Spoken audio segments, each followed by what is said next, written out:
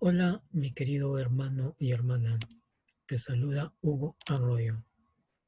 Durante este trimestre hemos sido enriquecidos con una lección tan hermosa y se cierra con broche de oro con el título Cómo vivir de acuerdo a la palabra de Dios.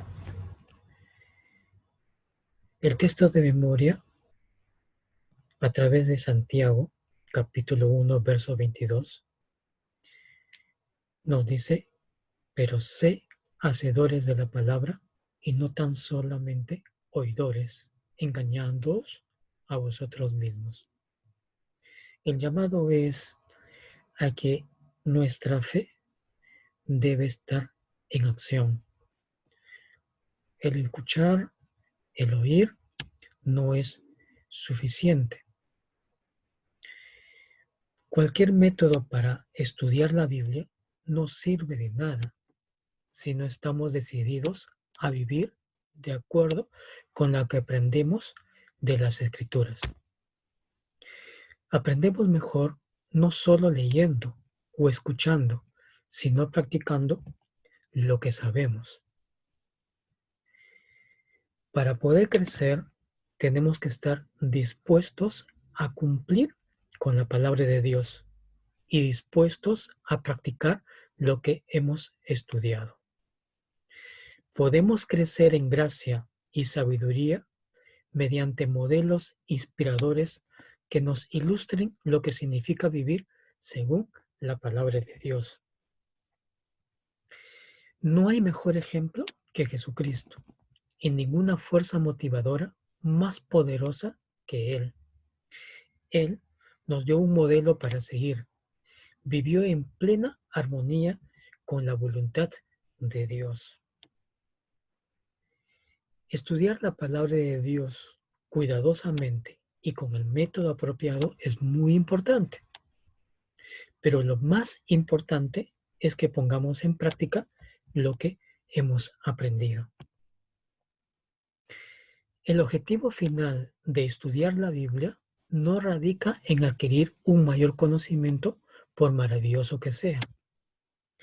El objetivo principal no es que dominemos la palabra de Dios, sino que ésta cambie nuestra vida y nuestra forma, nuestra manera de pensar. Dios obra en nosotros, pero lo hace a través del Espíritu Santo, el único que nos da sabiduría para entender la Santa Biblia. El Espíritu Santo es un maestro, desea guiarnos a una comprensión más profunda de las Escrituras y una apreciación gozosa de la palabra de Dios. Una cita de Mensajes Selectos, tomo 1, páginas 493, expresa lo siguiente: nadie puede explicar la Biblia sin la ayuda del Espíritu Santo, pero cuando reciban la palabra de Dios con corazón humilde y dócil, los ángeles de Dios estarán a su lado para impresionarlos con las evidencias de la verdad. Habíamos hablado de modelos inspiradores y el mejor ejemplo fue o es Jesús. Por ejemplo, en Lucas capítulo 4, versos 8, 10 al 12, nos relata sobre la tentación de Jesús. Y ante las respuestas de Jesús a Satanás fueron: escrito está y dicho está. Jesús estaba tan íntimamente familiarizado con la palabra de Dios que podía citarla de memoria. Esta familiaridad con la palabra escrita de Dios debió haber sido el resultado de un valioso tiempo de calidad con Dios al estudiar las Escrituras. Ahora, el solo hecho de citar las Escrituras no es suficiente. El diablo lo hizo. Solo la familiaridad con la palabra de Dios nos ayudará, como Jesús, a no ser engañados por el adversario de Dios, sino a resistir los ataques de Satanás. Jesús daba por sentado que quienes leen las Escrituras tienen que comprender correctamente su significado. Por ejemplo, en un momento, un intérprete de la ley se acerca para probar a Jesús. Y la respuesta de Jesús fue: ¿qué está escrito en la ley? ¿Cómo lees? Que se encuentra registrado en Lucas capítulo 10, versículo 26. Para Jesús, lo que está escrito en la Biblia es la norma por la que debemos vivir. Jesús mismo estuvo dispuesto a cumplir con las Escrituras, la palabra de Dios escrita. Con Jesús, muchas personas creen, o algunos creen, que Jesús está por encima de las palabras de la Biblia. En el Nuevo Testamento leemos que Jesús dijo: oísteis que fue dicho, pero yo os digo. Registrado en Mateo capítulo 5, versos 43 y 44. Y para más amplitud de esto, también podríamos revisar Mateo 5:21, Mateo 5:22, verso 27, verso 28, verso 33, verso 34, verso 38 y verso 39. Jesús no trató de desechar ni de abolir el Antiguo Testamento, como afirman algunos intérpretes. Lo que hizo Jesús fue responder a varias interpretaciones de las Escrituras y a las tradiciones orales que algunos intérpretes de su época utilizaban para justificar su comportamiento hacia los demás, que Dios no toleraba y que nunca ordenó, como aborrecer al enemigo. Mateo 5:43 registra esta aclaración de Jesús. Pero veamos algo importante. Jesús dijo: y oísteis que fue dicho. Muy distinto, diferente que cuando le respondió a Satanás, cuando le dice: escrito está. Acá le dice, en 5:43 dice: y oísteis que fue dicho. Con un escrito está. Lo que ocurre es que aquí existe la mitad de la verdad escrita y la mitad añadida de las tradiciones orales de los intérpretes de aquella época, o los que guardaban sus tradiciones, mezclando la palabra de Dios. Ejemplo, Levítico 19:18 dice: no guardarás rencor ni cobrarás venganza, amarás a tu prójimo. Entonces, cuando Jesús dice: y oíste que fue dicho, es una expresión de un dicho, pero no un escrito está.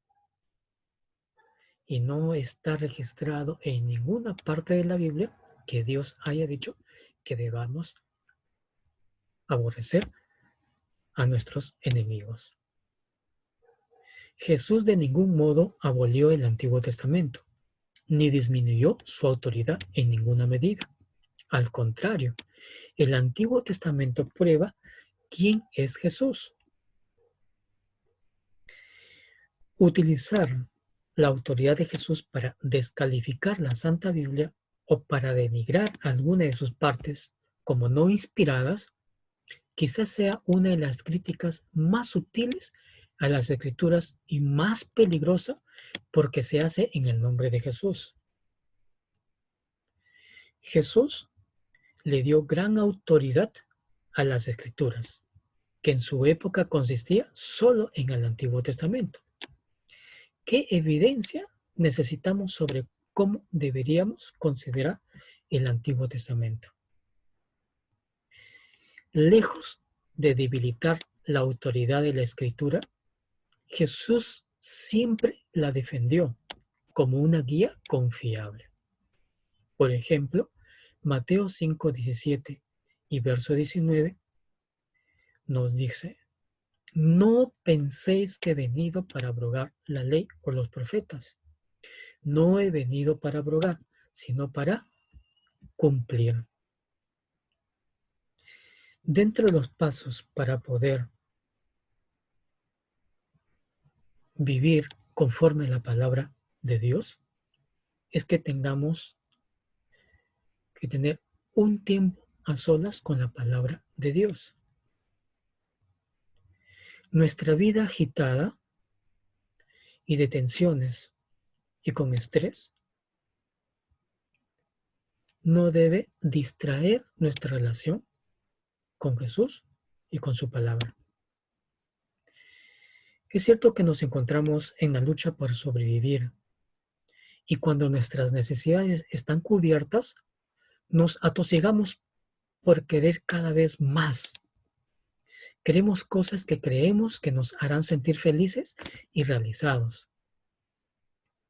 Cualquiera sea la razón, nos hace estar ocupados en nuestra vida, por lo que es muy fácil desplazar a Dios en medio del ajetreo. ¿Cómo puede hablarnos el Espíritu Santo si no hacemos una pausa para escuchar? En el momento especial a solas con Dios, en la lectura de su palabra y en la comunicación de la oración está la fuente de nuestra vida espiritual. Al revisar o al ver Salmos capítulo 37, verso 7, nos dice que debemos guardar silencio ante Jehová y esperar en Él. El Salmos 46, 10 nos dice que debemos estar quietos. Y el Salmo 62, verso 1, verso 2 y verso 5 nos dice que debemos callar y esperar. La pausa para tener una comunión con nuestro Dios, con su palabra, nuestra relación con Jesús debe ser de calidad y será productivo y beneficioso para nuestras vidas en el área espiritual, especialmente. Si amas a alguien, disfrutas pasar tiempo a solas con ese ser amado. Aún más necesitas elegir un lugar en el que puedas leer y reflexionar sobre la palabra de Dios sin interrupciones. Por ejemplo, el comienzo del día es ideal para estos minutos de tranquilidad y reflexión.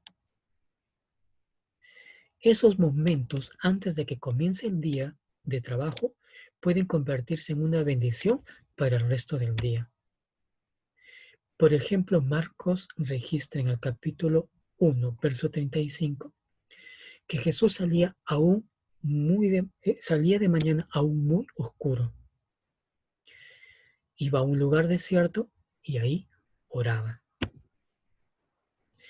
Y en el caso de Moisés, cuando relata al recoger el maná, registrado en el capítulo 16, verso 21, es que se debería recoger antes que el sol calentara, porque el sol derretía el maná. Estar conectados con el Dios viviente de la Biblia mediante la oración afecta nuestra vida como ninguna otra cosa. Con el tiempo, esto contribuirá a que nos asemejemos cada día más a Jesús.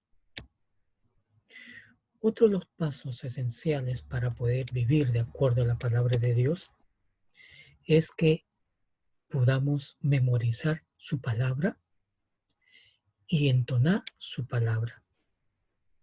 El Salmo 119, 11 dice lo siguiente: en mi corazón he guardado tus dichos para no pecar contra ti. Para la concepción hebrea, el corazón significaba la mente. Entonces, el Salmo 119:11 sería así: en mi mente he guardado tus dichos.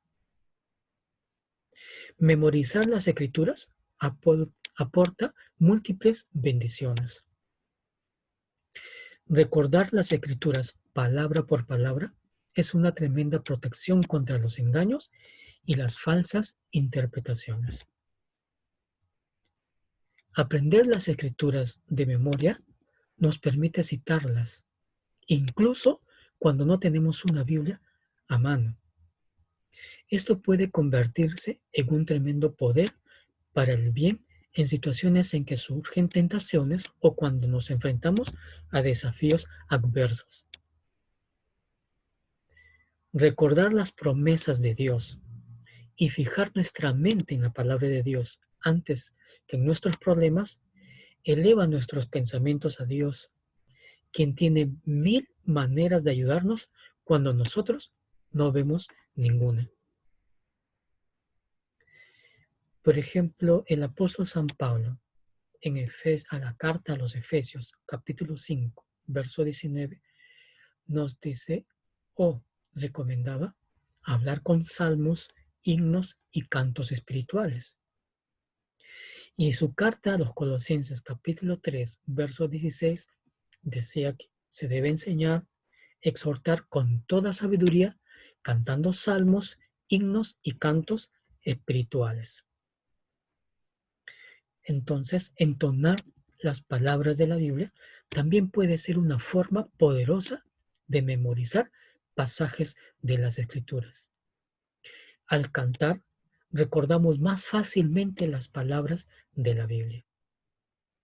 Por ejemplo, los judíos tienen una forma muy particular en su enseñanza y lo hacen a través del canto. Concluimos entonces que la palabra de Dios es viva y en nuestra vida y que nuestra vida sea la palabra de Dios.